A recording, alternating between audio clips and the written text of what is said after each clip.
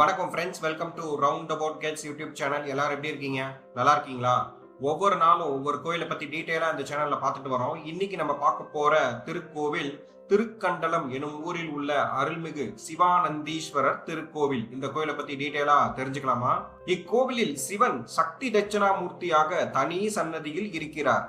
இவர் இடது கைகளில் அமுத கலசமும் ஏடும் ஏந்தி அம்பாளை அணைத்தபடி காட்சி தருகிறார். அருகில் பிருகு முனிவர் அவரை வணங்கியபடி இருக்கிறார். சிவனின் தேவார பாடல் பெற்ற 274 சிவாலயங்களில் இது 251வது தேவார தலமாகும். இத்தலத்தில் தல விநாயகர் திருநாமம் சுந்தர விநாயகர். மூலவரின் மேல் உள்ள விமானம் கஜப்பிருஷ்டம். பிருகு முனிவர் சிவனை மட்டும் வணங்கும் பழக்கம் உடையவர். ஒரு சமயம் சிவனை பார்க்க அவர் கைலாயம் சென்றார். அங்கு சிவன் பார்வதியுடன் அமர்ந்திருந்தார். அருகில் சென்ற பிருகு முனிவர் சிவனை மட்டும் வணங்கி அவரை சுற்றி வந்தார். இதை கண்ட பார்வதி தேவி மனதில் கோபம் கொண்டாள். பிருகு தன்னையும் சேர்த்து வணங்க வேண்டும் என நினைத்த அவள் சிவனை ஒட்டியபடி அமர்ந்து கொண்டாள். பிருகுவோ வண்டு வடிவம் எடுத்து சிவனை மட்டும் சுற்றி வந்தார். சிவனும் சக்தியும் ஒன்று என்பதை உணர்த்துவதற்காக சிவன் தன் இடப்பாகத்தில் சக்திக்கு இடம் கொடுத்து அர்த்தநாரீஸ்வரராக காட்சி தந்தார். அப்போதும் பிருகு முனிவருக்கு மனதில் திருப்தி ஏற்படவில்லை. என்னதான் இருந்தாலும் சிவன்தானே பெரியவர் என்ற எண்ணம் அவர் மனதில் இருந்தது.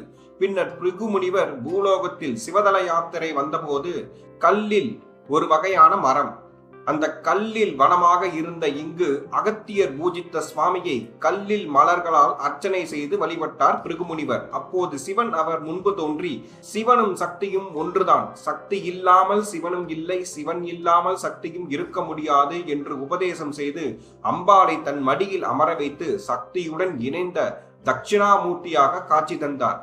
பிருகு உண்மையை உணர்ந்தார்.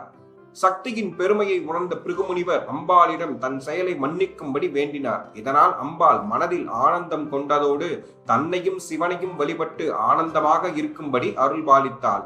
எனவே அம்பாள் ஆனந்தவல்லி என்ற பெயர் பெற்றாள். இவள் சுவாமிக்கு இடதுபுறத்தில் தனி சன்னதியில் கிழக்கு பார்த்து நின்ற திருக்கோலத்தில் இருக்கிறாள். இவளது இடதுகை பாதத்தை நோக்கி காட்டியபடியும் வலதுகை அருள் வழங்கும் கோலத்திலும் இருக்கிறது. இதனை தன் பாதத்தை சரணடைபவர்களுக்கு என்றும் குறைவில்லாத ஆனந்தத்தையும் அருளையும் அம்பாள் தருவாள் என்பதை உணர்த்தும் கோலம் என்கிறார்கள். திருவெண்பாக்கம் அதாவது பூண்டி தலத்திற்கு சென்ற திருஞான சம்பந்தர் சிவனை வணங்கிவிட்டு தன் யாத்திரையை தொடர்ந்தார். அவர் கொசஸ்தலை ஆற்றின் கரையில் தான் கொண்டு வந்திருந்த பூஜை பொருட்கள், விபூதி, பிரசாதம் ஆகியவற்றை வைத்துவிட்டு குளிக்கச் சென்றார். குளித்துவிட்டு திரும்பி வந்தபோது அப்பொருட்களை காணவில்லை. அதை தேடிய சம்பந்தர் இங்கு வந்தபோது சுயம்பு லிங்கத்திற்கு அருகே பூஜை பொருட்கள் இருந்ததை கண்டார். திருஞான சம்பந்தர் இத்தலத்திற்கு வர வேண்டும் என்பதற்காகவே பூஜை பொருட்களை மறையச் செய்து அருள் செய்ததாக அசரீதியாக ஒலித்தார் சிவன். பின் சம்பந்தர் சுவாமியை வணங்கி பதிகம் பாடினார். இக்கோவில் கொசஸ்தலை ஆற்றின் கரையில் அமைந்திருக்கிறது. சுவாமி அம்பாள் சன்னதியில் எப்போதும் அணையா விளக்கு எரிந்து கொண்டிருக்கிறது. பிருகு முனிவர் கள்ளி மலர்களால் பூஜித்த சிவன் என்பதால் சுவாமிக்கு திருக்கல்லீஸ்வரர் என்ற பெயரும் தலத்திற்கு திருக்கல்லில் என்ற பெயரும் இருக்கிறது. அகத்தியருக்கு காட்சி தந்தது போலவே சுவாமி அம்பாள் சன்னதிகளுக்கு நடுவில் பாலசுப்பிரமணியர் தனி சன்னதியில் அமைந்து சோமாஸ்கந்த வடிவமாக இக்கோவில் இருக்கிறது. இவர் வலது கையில் ஜபமாலை, இடது கையில் தீர்த்த கலசத்துடன் பிரம்மாவின் அம்சத்துடன் தனியே நின்ற கோலத்தில் காட்சி தருவது சிறப்பம்சம். இங்குள்ள நந்தி மிகவும் விசேஷமானது.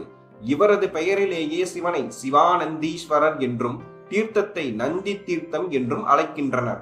பிரகாரத்தில் சுந்தர விநாயகர், காலத்தீஸ்வரர், ஆஞ்சநேயர், நெல்லி மரத்தின் கீழே நாகர், நவக்கிரகங்கள், பைரவர் ஆகியோரும் இருக்கின்றனர். பொருட்களை திருட்டு கொடுத்தவர்கள் பைரவருக்கு மிளகாய் பொடி அபிஷேகம் செய்கின்றனர். இவ்வாறு செய்தால் அப்பொருள் திரும்ப கிடைக்கும் என்பது நம்பிக்கை. அவ்வாறு பொருட்கள் கிடைத்து விட்டால் இவருக்கு பாலாபிஷேகம் செய்து வழிபடுகிறார்கள். இக்கோவிலின் தல வரலாறை பார்ப்போம். கைலாயத்தில் சிவன் பார்வதி திருமணம் நடந்தபோது வடக்கு உயர்ந்து தெற்கு பகுதி தாழ்வாகியது. இதனால் பூமி சமநிலை இழக்கவே சிவன் அகத்தியரை தென் திசைக்கு அனுப்பினார். சிவனது திருமணத்தை தானும் காண வேண்டுமென விரும்பிய அகத்தியர் அவரிடம் தான் விரும்பும் இடங்களில் எல்லாம் அவரது திருமண காட்சியை தரிசிக்கும்படி வரம் பெற்றார்.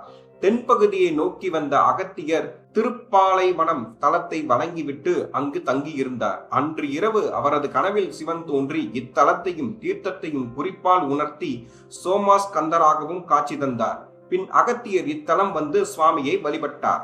சிவன் அம்பாளுடன் திருமண காட்சி காட்டி அருளியதோடு முருகனோடு சோமாஸ்கந்தராகவும் காட்சி தந்தார். அவரது தரிசனத்தால் அகத்தியர் சிவ ஆனந்தம் அடைந்தார்.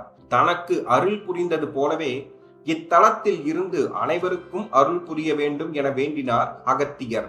சிவனும் இங்கு சுயம்புவாக எழுந்தருளி சிவானந்தீஸ்வரர் என்ற பெயரும் பெற்றார்.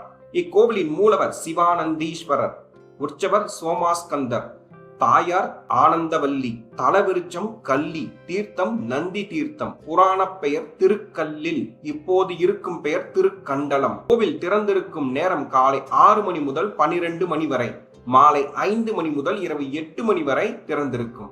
இக்கோவில் சென்னை பெரியபாளையம் சாலையில் கன்னிகைப்பேர் என்ற ஊரில் இறங்கி அங்கிருந்து 4 கிலோமீட்டர் ஆட்டோ அல்லது கார்களில் சென்றால் கோவிலை அடையலாம். திருவள்ளூரில் இருந்து பெரியபாளையம் சென்று அங்கிருந்தும் கன்னிகைப்பேர் வழியாக கோவிலுக்கு செல்லலாம். அருகிலுள்ள ரயில் நிலையம் திருவள்ளூர், அருகிலுள்ள விமான நிலையம் சென்னை மீனம்பாக்கம். மீண்டும் ஒரு நல்ல பதிவில் உங்களை சந்திக்கிறேன். இந்த வீடியோ உங்களுக்கு பிடித்திருந்தால் லைக், ஷேர், சப்ஸ்கிரைப், கமெண்ட் செக்ஷனில் கமெண்ட் செய்யவும். நன்றி, வணக்கம்.